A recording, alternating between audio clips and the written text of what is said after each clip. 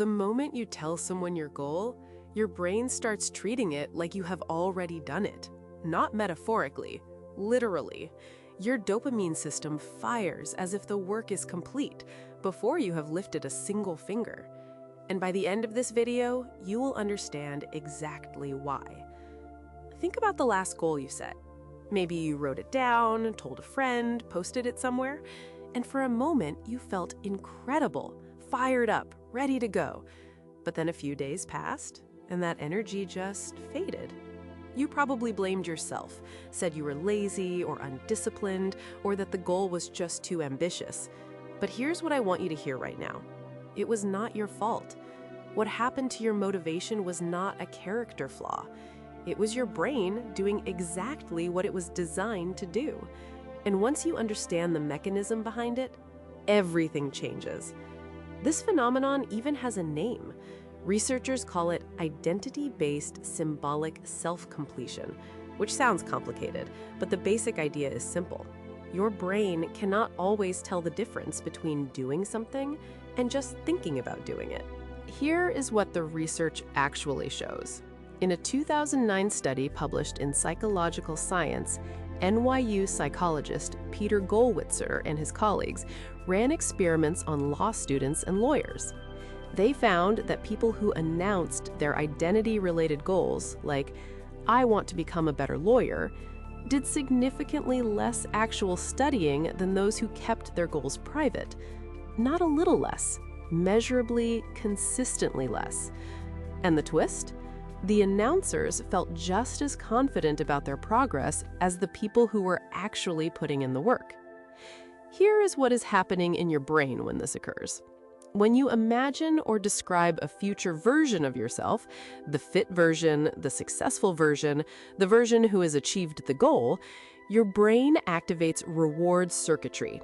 Dopamine gets released, the same dopamine that is supposed to drive you toward action.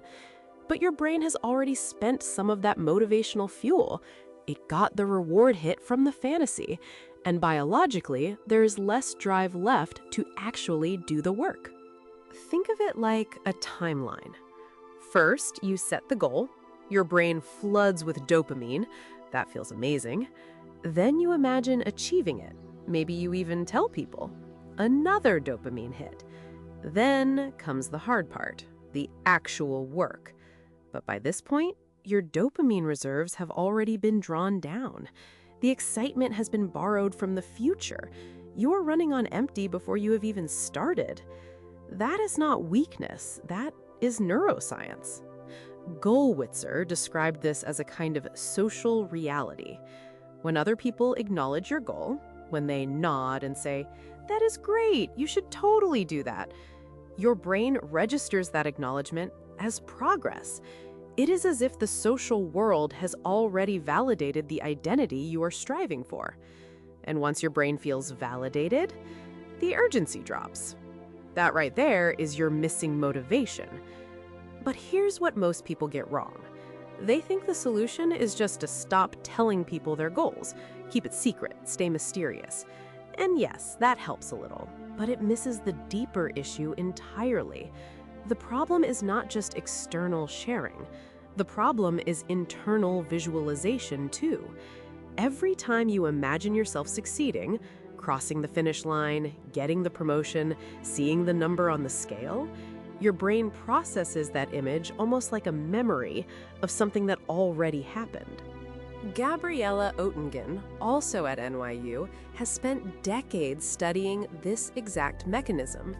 Her research found that people who engaged in purely positive fantasy about their goals, imagining only the success, only the end result, consistently performed worse than people who also thought about obstacles. The positive dreamers reported feeling less energized, they procrastinated more, and in follow-up studies, they made measurably less progress on their goals weeks and months later. Positive thinking in isolation is actually working against you. So what is actually draining your motivation?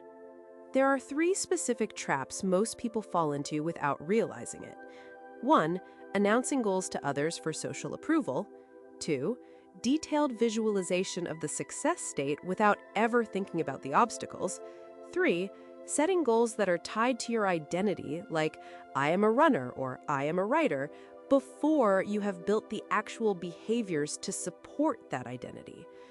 Each of these triggers premature dopamine release, and each one quietly kills your follow-through. Here is the part that genuinely blew my mind when I first read this research.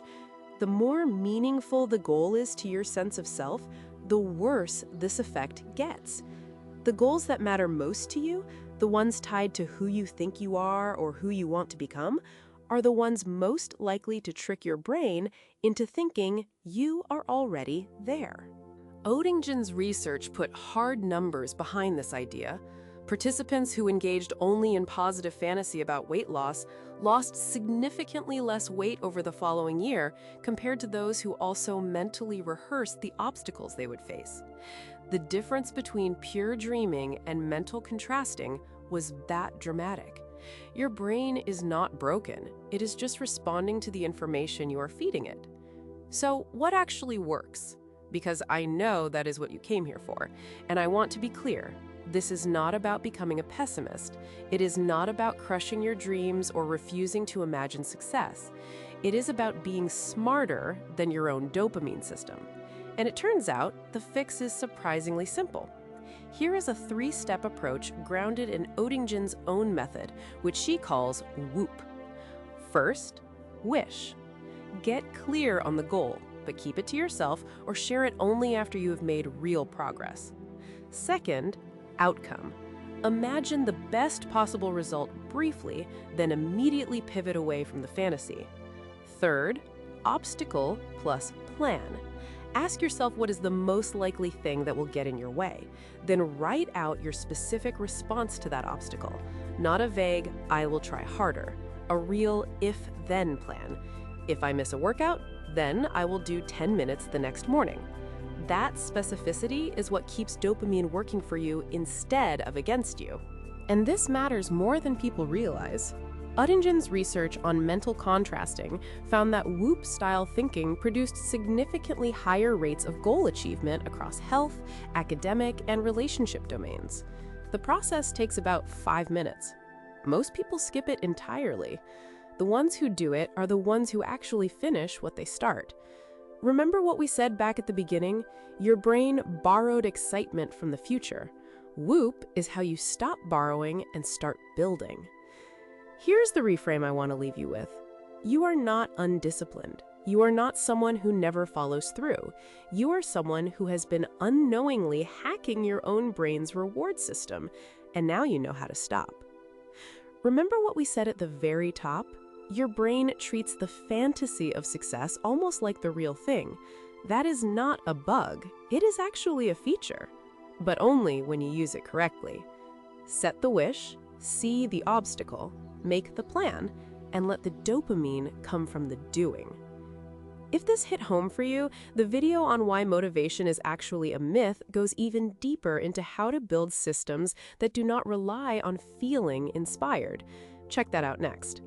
And if you want more psychology breakdowns like this one, subscribing takes 2 seconds and it genuinely helps the channel more than you know.